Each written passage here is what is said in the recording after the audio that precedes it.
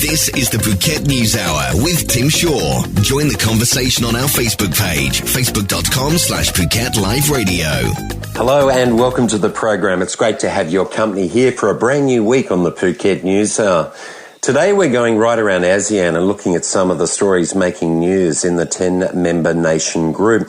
We'll cross to Cambodia to find out what the Australian Immigration Minister has been doing, bearing gifts to the leadership of Cambodia. Who wants to invest in the Thai Airline industry? We'll find out. And concerning story about macaque monkeys that are bearing Ebola. All this and more here on the Phuket News Hour. We keep you up to date 11 a.m. through midday, Monday to Friday, with all the stories making news locally, nationally and internationally. Stay tuned. We'll keep you up to date. This is the Phuket News Hour, brought to you by the Kids Club Phuket. The news you need to know. This is the Phuket News Hour with Tim Shaw. Looking at some of the stories making news in the ASEAN region today, we go to Singapore, where the decisive mandate that Singaporeans have handed to their long-ruling party reinforced the tiny country's status as a bastion of stability for foreign investment in a region grappling with growing instability. And looking too to a story on investment from Myanmar, formerly known as Burma, Marks & Spencer's, Tesco, Primark, New Look and Topshop have joined international players including H&M, C&A, Aldi and Gap in buying from Burma, also known as Myanmar, where labour costs are ranked the second lowest in the world. In the Horn of Africa, Djibouti is cheaper according to the risk analysis of Verisk Maplecroft, meaning that the development of some of the exports from Myanmar, simply because of their lower labour costs, is going to be a big impact for that ASEAN member nation. The BBC is reporting that a cloud of smog hanging over Singapore is being monitored by organisers of next weekend's Grand Prix. And at this time of the year, the city-state is shrouded by that haze caused by farmers in neighbouring Indonesia burning forests to clear land for agriculture. Indonesian authorities have revealed that they've linked an Australian man to $500,000 they suspect has been used to support terrorism and send Indonesian nationals to Syria to fight with Islamic State. The Australian man is married to an Indonesian woman who the Australian Broadcasting Corporation understands is from Java, but is now living in Australia.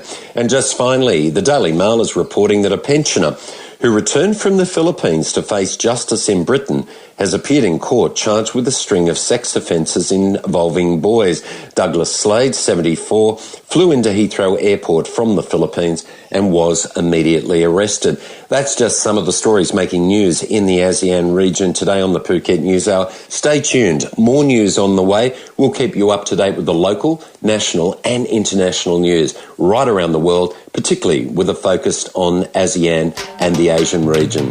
Miss something? No problem. Listen to the Phuket News Hour any time of the day. Programs posted daily on the phuketnews.com/radio and on our Facebook page, Phuket Live Radio. A story from Phnom Penh. The Australian Immigration Minister, Peter Dutton, has met with the Cambodian Department of Immigration Director General, and it's regarding the transfer of refugees seeking asylum in Australia that have been held on the island of Nauru to be transferred to Cambodia. Now, this is part of a $55 million aid and support program that was introduced by the Australian government about 12 months ago.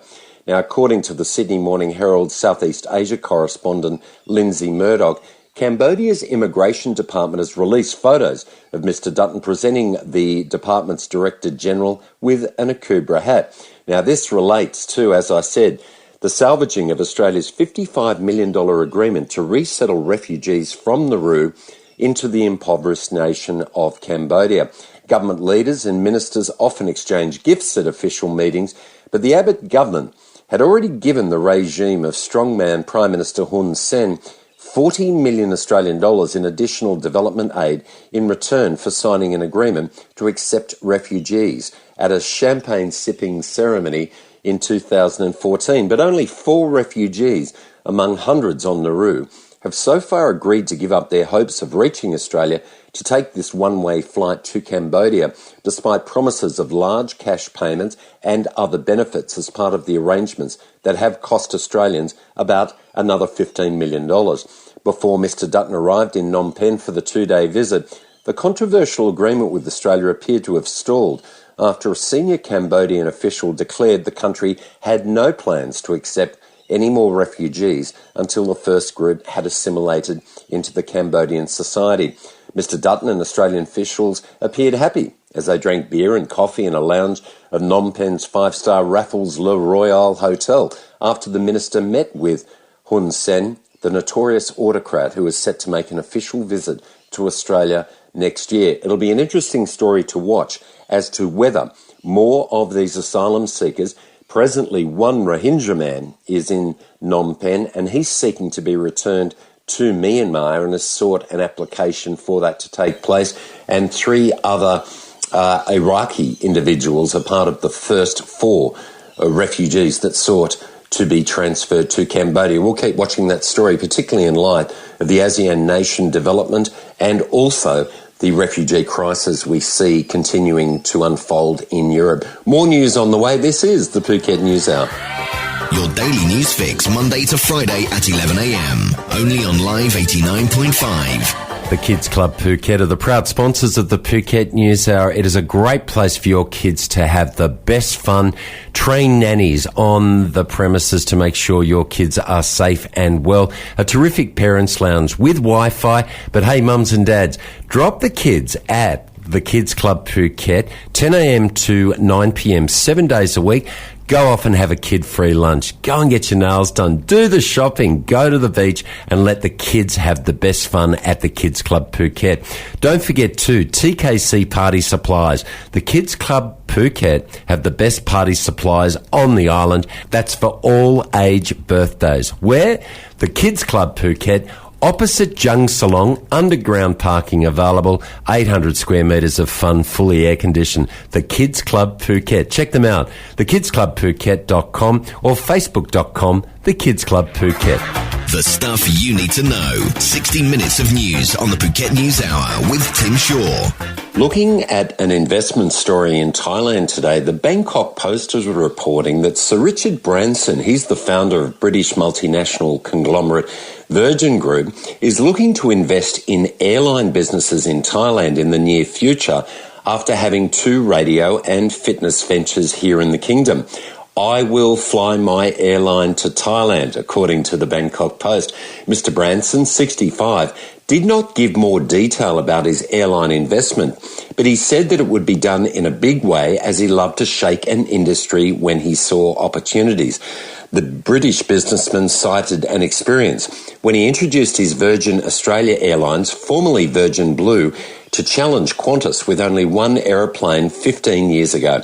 Now that airline has a 35% market share in the Australian aviation business. According to Mr. Branson, he was asked why he was interested in the aviation and hospitality business in Thailand.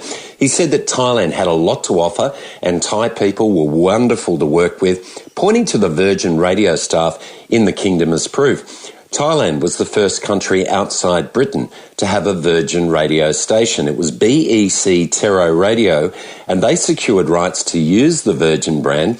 They introduced 95.5 Virgin hit station in 2002, and after 13 years, BEC Terro Radio is now running two radio stations under the Virgin brand. Mr. Branson said yesterday, having visited the Virgin Radio studios in Bangkok for a few hours before he flew to Ho Chi Minh City in Vietnam. He told the Thai staff and media that radio would continue forever, even with the advent of digital technology such as music streaming. And people can listen to the radio whether they're in the car or at home, and many other platforms. So, interesting news that Richard Branson is looking to invest in the Thailand air industry. Great for the tourism industry, certainly to have more competition of that like. More news on the way. This is the Phuket News Hour. Today's important stories and the island's best music. This is the Phuket News Hour with Tim Shaw. A concerning story from the Philippines, reported by the Bangkok Post. The Philippines has suspended macaque exports after an Ebola virus strain that is non-fatal to humans struck 20 monkeys, killing 11 of them. 11 captive Philippine macaques have died after contracting the bat-borne Ebola reston virus, while 9 others are under treatment. Now, according to the Bureau of Animal Industries, reported to AFP, all exports are suspended while we investigate the incident. The Philippines is one of the world's major exporters of laboratory monkeys and has so far shipped 300 of these monkeys to Japan and 600 last year. And according to the expert, this kind of Ebola is the least harmful in terms of human affectation. This is limited to monkeys. According to Health Secretary Janet Garren, she said 62 workers in 2 monkey breeding facilities all tested negative for infection in August, following the deaths of 10 macaques that had exhibited Ebola symptoms.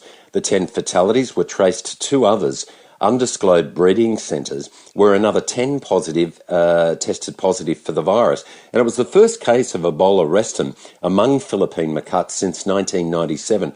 According to the Agriculture Department. In 2009, 6,000 pigs at a farm in Manila's northern suburbs were slaughtered after they tested positive for Ebola reston. It's a concerning news, particularly in the ASEAN nation group, when there's going to be the export of live animals, that these kind of stringent scientific testing take place and that these diseases, animal-born as they are, cannot be transmitted into other nations and therefore potentially affect the human population. An interesting story from the Bangkok Post about the macaque monkeys. More news on the way. This is the Phuket News Hour. Your daily news fix, Monday to Friday at 11 a.m. Only on Live 89.5.